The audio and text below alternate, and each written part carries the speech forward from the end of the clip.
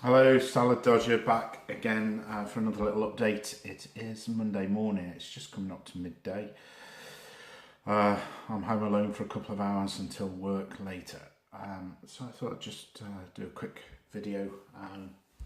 I'm actually really enjoying doing these videos. I'm hoping to get a few more out there and sort of boost the content. I have no idea how I get to sort of share what I'm doing and get more people to watch. But listen, this is it's more of a diary, I think, an online diary for me through my swimming world journey. I did do one of these previously, which I think I've mentioned before,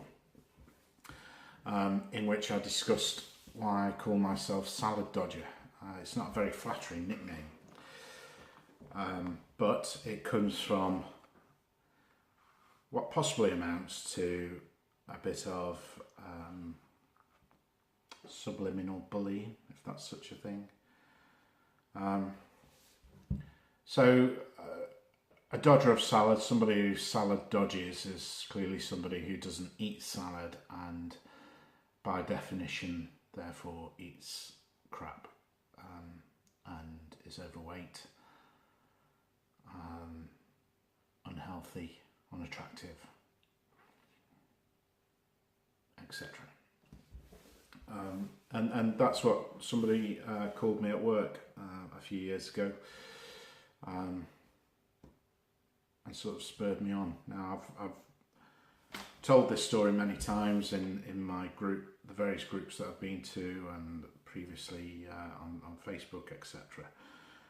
Always claiming that it will spur me on to success and to eventually walk into work at Target and say, yeah, Salad Dodger, whatever, to that person.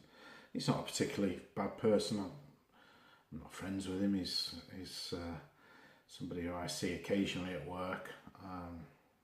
He has little impact on my life, but all those ribbings about weight and bulging waistline and stomach, they do have an effect. If somebody was missing an arm or a leg, I doubt that they would get ribbed over that. If somebody is an alcoholic, they don't get ribbed over that. Attitudes to smoking has changed clearly, but people who are addicted to smoking generally don't get shamed publicly. Drug users have all the help in the world and support, and yeah, they're maybe on a different lifestyle path to somebody who needs to lose a bit of weight, but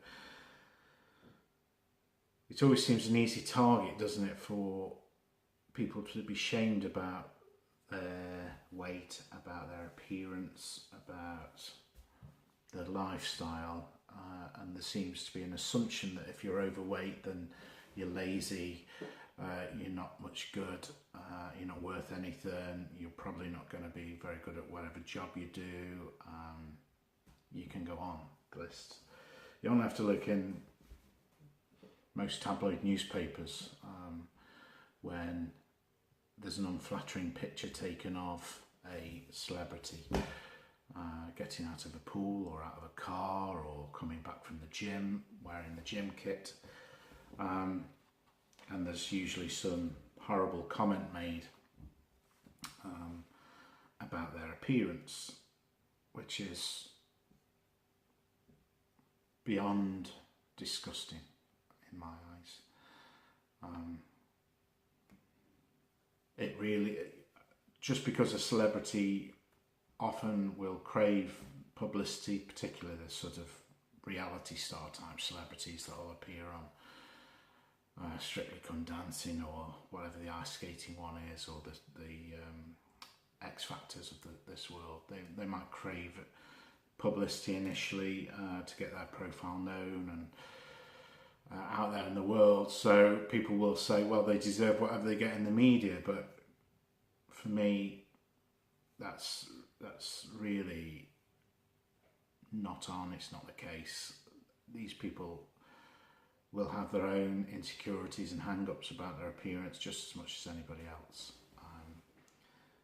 And to have unflattering photographs when they've just left the gym, or they're trying to enjoy a family holiday and there's a photographer in some bushes half a mile away taking a picture of them getting up off a sun lounger, so there might be some creasing of the stomach.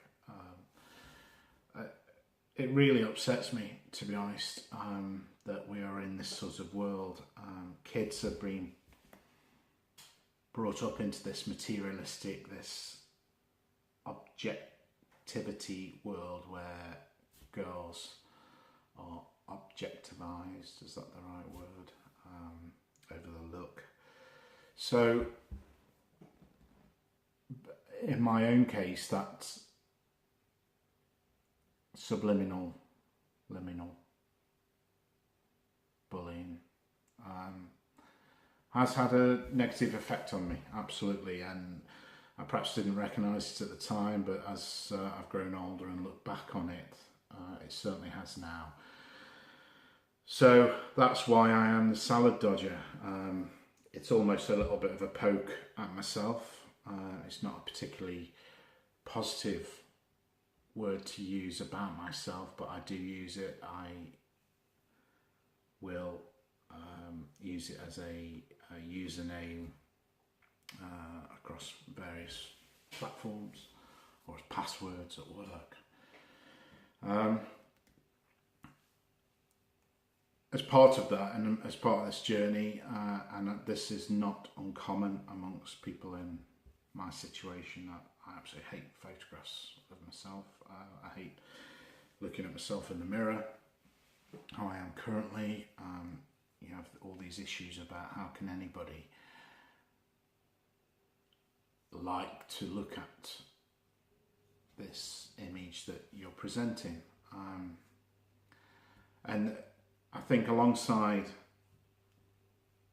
losing of the weight that Slimming World encourages,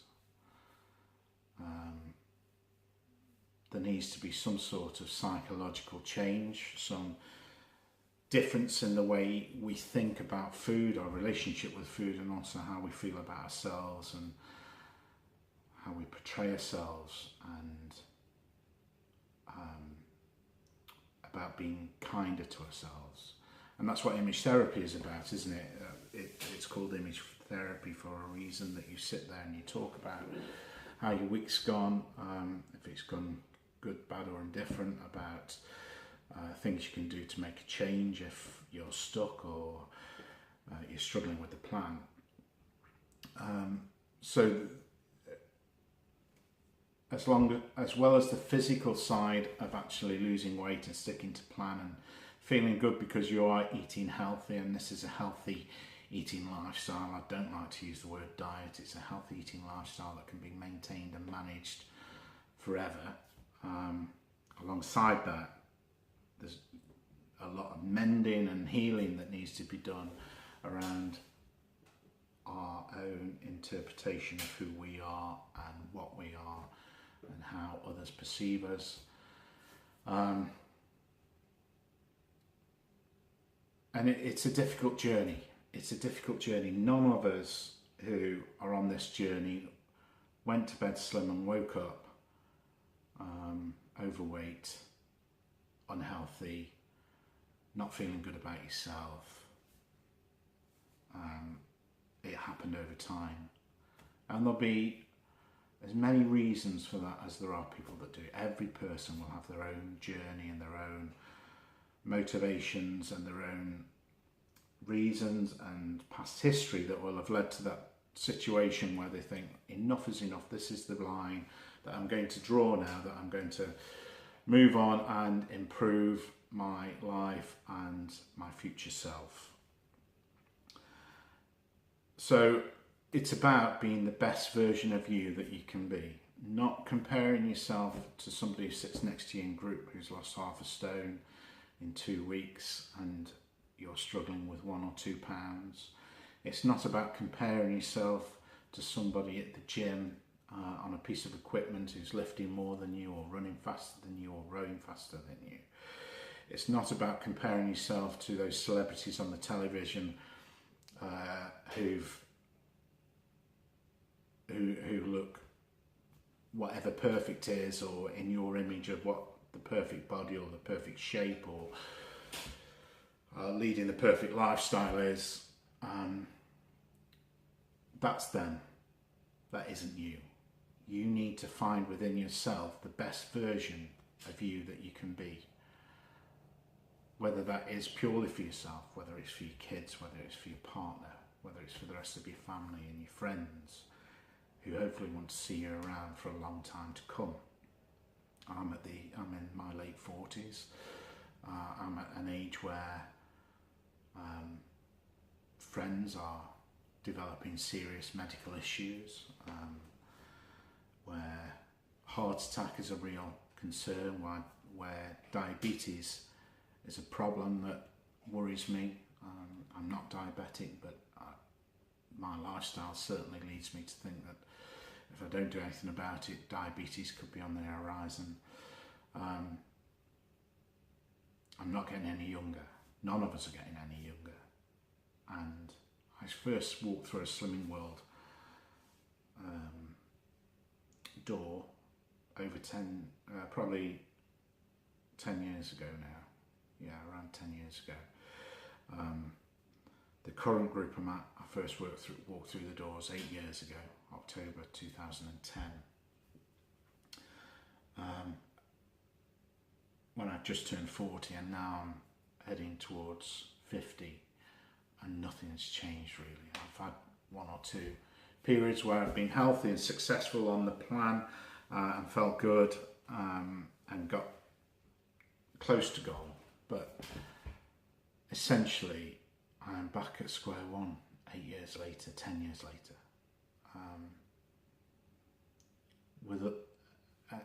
and I've carried those hang-ups and those body image issues and risks to my health issues for that time and not done anything about it.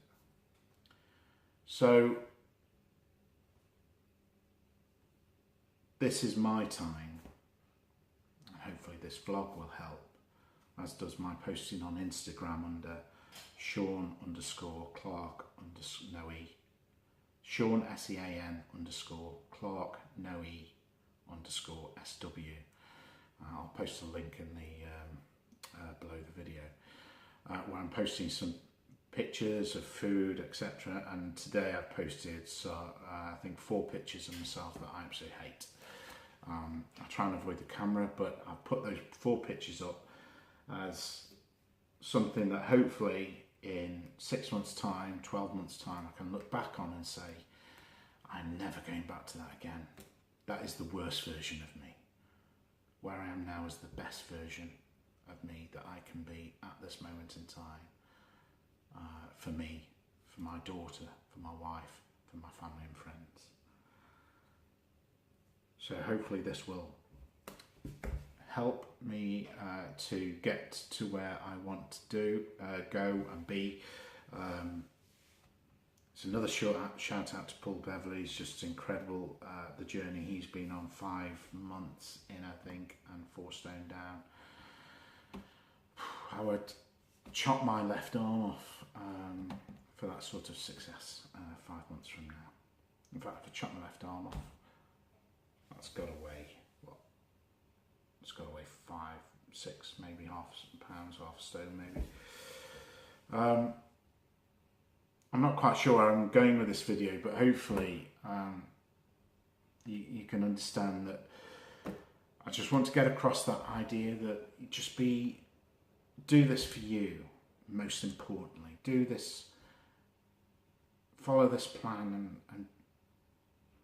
and be the best version you can be for you and your family and your friends, so that in 6 months or 12 months time you can look back and say, I've done that, I've achieved that. Don't put pressure on yourself if there is a slight blip. Slimming World gives you those tools, and Paul Beverley talks about this in one of his videos. Slimming World gives you those tools to say, okay, I've had that cake, I've had that pasty, I've had that bag of chips, and I might expect half a pound or a pound gain when I go to group.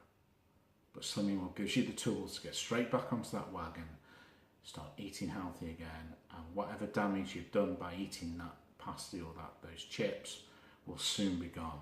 In fact, eating one pasty or one bag of chips in a week out of 21 meals over the course of a week might or might not affect your weight loss. But as soon as you've eaten that, get straight back on it, because the tools are there to help you to do it. And Slimming World is a lifestyle, not a diet.